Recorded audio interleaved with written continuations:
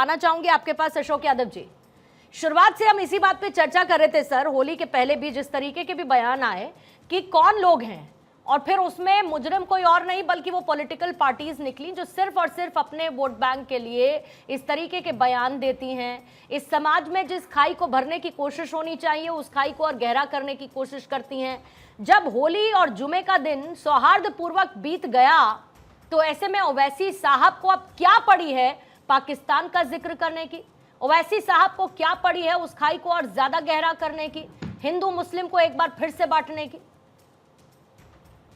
देखिए पूर्णिमा जी, अभी एक होली की छुट्टी थी तो मैं एक ओटीटी पे एक वेब सीरीज देख रहा था, डब्बा कार्टेल।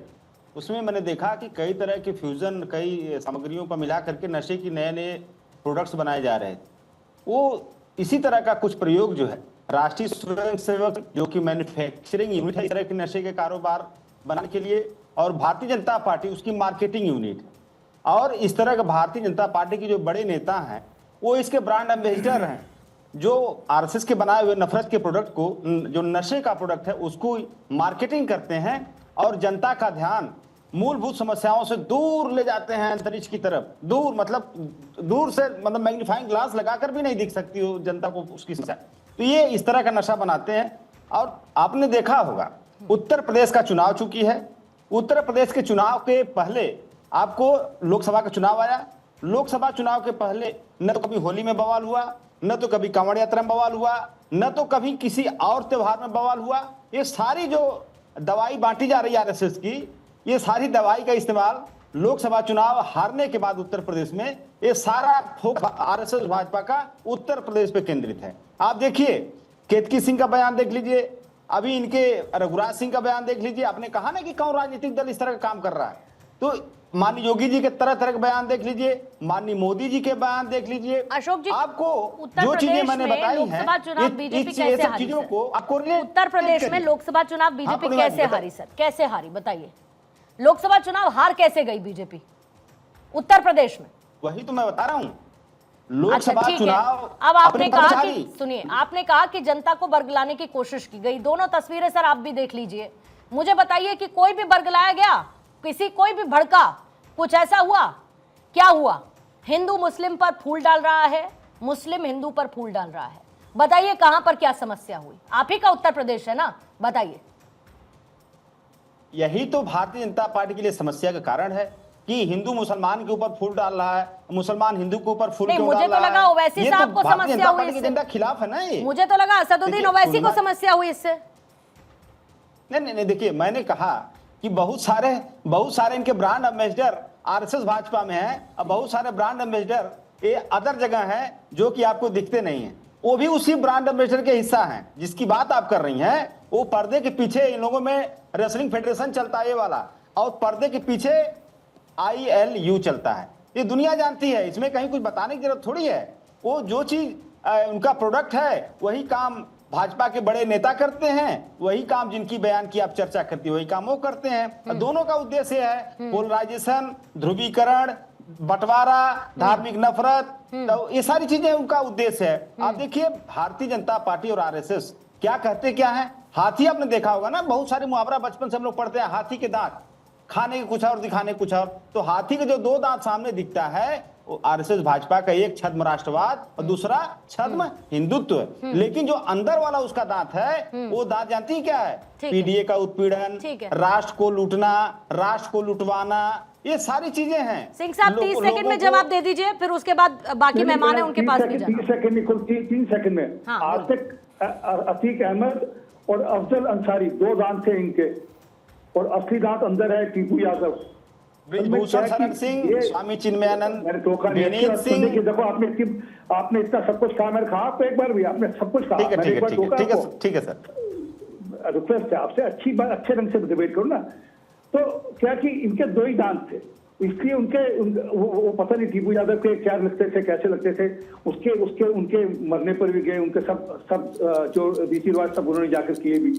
तो देखता है कि किस प्रकार चलती थी। और ये भूल गए, मेरठ भूल गए, शामली भूल गए, बिजनौर भूल गए, सहारनपुर भूल गए, मुजफ्फरनगर भूल गए। कभी पिछले 70 साल में आपने इस प्रकार का माहौल देखा है कि जहां पर फूल बरसाए जा रहे हैं दूसरे के ऊपर? ये माहौल कब है जब कोई बातचीत कर रहा है, कोई समझा रहा है, कोई सलाह कर रहा है, आपस में पता है कि अच्छा चलने पर ही सब कुछ ठीक होगा, जबकि पता है कि सबको सबका बराबर का अधिकार मिल रहा है। रावत साहब आपको लाती हूँ जरा, फिर नाजिम खान साहब आपसे। रावत साहब सवाल नहीं पूछ रही हूँ, सीधा इन तस्वीरों के साथ मैं आपको ला रही हूँ, और ओवैसी साहब के स्टेटमेंट का मैंने जिक्र पहले कर ही दिया। रावत साहब, ये तस्वीरें पूर्णिमा जी ये शो करती हैं कि अगर शासक बहुत अच्छा हो तो सारी चीजें शांति के साथ निपट सकती हैं, लेकिन तकलीफ ओवैसी को यही है कि उनकी जो पार्टी थी वो देश में विलय ही नहीं होना चाहती थी। उन्होंने तो विरोध किया था, वो तो चाहते थे अलग देश बने। आज उस पार्टी को टीस हो रही है।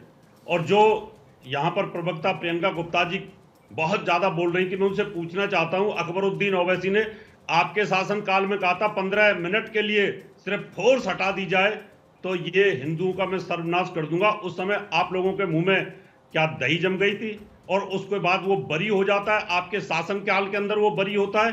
क्या आपने जाकर के हाई कोर्ट के अंदर, सुप्रीम कोर्ट के अंदर ये रिट डाली कि एक व्यक्ति आपके शासन काल में रहते हुए इस प्रकार हिंदुओं को चेतावनी दे रहा है कि 15 मिनट के लिए फोर्स हटा दो, और फिर आप उनको भारतीय जनता पार्टी की बी टीम बताते हैं? तो मुझे बड़ी हैरानी होती है कि आप जैसे प्रबुद्ध प्रवक्ता इस प्रकार की बातें करते हैं। और वही कांग्रेस हिंदुओं का दमन करने वाली, जहां पर करपाती महाराज के ऊपर गोलियां चलाई थी, साधु संतों पर गोली चलाई थी।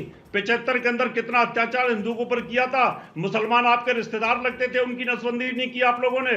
तो बड़ी हैरानी की बात आती है पूर्णिमा जी जब इस प्रकार की ये लोग बातें करते हैं। तो ओवैसी को तकलीफ हो रही है, अशोक यादव जी को तकलीफ हो रही है कि कितनी शांति के साथ होली का त्योहार और रमजान का त्योहार मनाया गया है।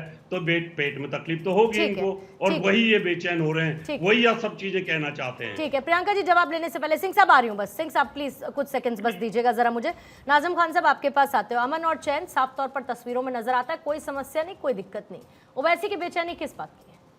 हाँ पूर्णिमा जी, देखिए अल्लाह का शुक्र अदा करता हूँ कि जो हम गंगा जमनी तहजीब की हमेशा बात करते थे, देखिए इस वक्त गंगा जमनी तहजीब दिखाई दी।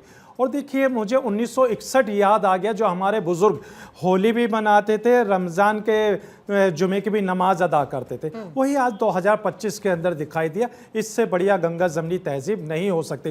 लेकिन कुछ लोगों ने अपने फ़ायदे के लिए हम लोगों को भी टारगेट करा और कहा कि भी अगर आपको नमाज पढ़नी है तो आप अपने घर के अंदर पढ़ें या मस्जिदों में जाएं तो तिरपाल ओढ़ के जाएं। इस तरीके की बातें हुई। लेकिन हमारी जो ये भारत की आवाम है, सम्मानित आवाम है, उन्होंने एक ऐसा जवाब दिया कि हाँ देखिए हिंदू भाइयों ने जब होली मनाई तो मुस्लिम भाइयों ने उनकी होली का स्वागत फूलों से किया, और जब मुसलमानों ने जुमे की नमाज अदा करी तो उसके भी जीते जागते प्रमाण मिले। तो हिंदू भाई होली के रंग में रंगे हुए मुसलमानों के ऊपर अपने फूलों की बरसात कर रहे, इससे ज्यादा सुखद पूरी दुनिया के अंदर कहीं भी माहौल नहीं मिल सकता। ये सब कुछ बड़ा अच्छे से हुआ, सब कुछ हुआ, तो भी कटघरे में वहां की सरकार, और अगर कोई समस्या हो जाती तो भी कटघरे में वहीं की सरकार। हाँ पूर्णिमा जी, हाँ तो फिर अगर इधर उधर कटघरे में सरकार होती तो इधर क्रेडिट तो दे दीजिए ना सर। हाँ पूर्णिमा जी, देखिए क्रेडिट, देखिए जो ये भाईचारा बना है, देखिए इसमें सभी का योगदान है, भारत के हर नागरिक का योगदान है भारत की एकता अखंडता को बनाने के लिए। लेकिन एक चीज मैं अपने जो भाजपा के प्रवक्ता हैं उनसे मैं एक चीज कहना चाहूंगा। इन्होंने कहा कि देखिए मुल्क को आज़ाद कराने के लिए इन्होंने कुर्बानियां दी, और महिलाओं ने भी, बच्चों ने भी, सबने कुर्बानियां दी, इसीलिए इनको सरदार कहा गया। अगर देखिए आरपी सिंह जी, देखिए कुर्बानियां तो हमने भी दिया मुल्क को आज़ाद कराने के लिए। हमारे अरे सुन लीजिए रावत जी, मैं कुछ नहीं बोला, आप सुन तो लीजिए। लेकिन आप कुछ नहीं बोले। हाँ देखिए, ओवैसी साहब पे नाज़िम खान कुछ नहीं। हाँ पूर्णिमा जी सुन तो लीजिए। देखिए मैं ये कहता हूँ कि जब इनको सरदारी मिली तो हमारे अपने बुजुर्गों ने भी तो मुल्क को आजाद कराया, लेकिन उन्होंने तो कभी सरदारी नहीं मांगी। उन्होंने कहा कि हाँ देखिए भारत के हम लोगों को भारत चाहिए। नाज़िम खान साहब एक सेकंड सर, इनकी बात पहले होने दीजिए नाज़िम खान की प्लीज, उसके बाद सर जवाब ले लेती हूँ। पहले इनकी बात पूरी होने दीजिए। मैं कह रही हूँ ओवैसी साहब पे आपने कुछ नहीं कहा, उनके बयान पर आपने कुछ नहीं कहा। ओवैसी साहब ने जो इस सौहार्द और एकता में छीटाकशी करने की कोशिश की अपने बयान से, उस पर आपने कुछ नहीं कहा। पूर्णिमा जी देखिए ये मुल्क संविधान से चलता है, और देखिए सबको अभिव्यक्ता की आजादी है। संविधान के आधार पर ही चुनकर वो बैठे हुए हैं, नहीं, और वही वो बयान देंगे, उसी संविधान की वो धज्जियां उड़ाएंगे। हाँ। और फिर उसके बाद आपको बताएंगे कि आप लोग डरे सहमे हुए हैं। हाँ पूर्णिमा जी देखिए, हम लोग तो डरे सहमे इसलिए हैं क्योंकि जब मेडिकल के अंदर हम लोगों के वार्ड अलग बनाने की बात हो जाती आप है। डरे सहमे हैं हाँ, सर? इस देश में आप डरे सहमे हैं? सुन तो लीजिए पूर्णिमा जी, देखिए हम लोगों को इस तरीके से डराया जा रहा है कि भाई आपका मेडिकल के अंदर अलग वार्ड बना दिया बन गया जाएगा, सर। लेकिन हम लोगों का तो बन गया। खून इस मिट्टी में शामिल है, इस गया। मुल्क को आजाद वक्फ कराया बोर्ड हम लोगों ने वक्फ डॉक्टर बोर्ड खत्म भीमराव कर दो, अंबेडकर साहब का वक्फ बोर्ड खत्म संविधान कर दो, चुना, गांधी जी का जाके सरिया मुल्क के चुना, कानून बना के तब हम बैठे लोगों हो। पर इस तरीके की बातें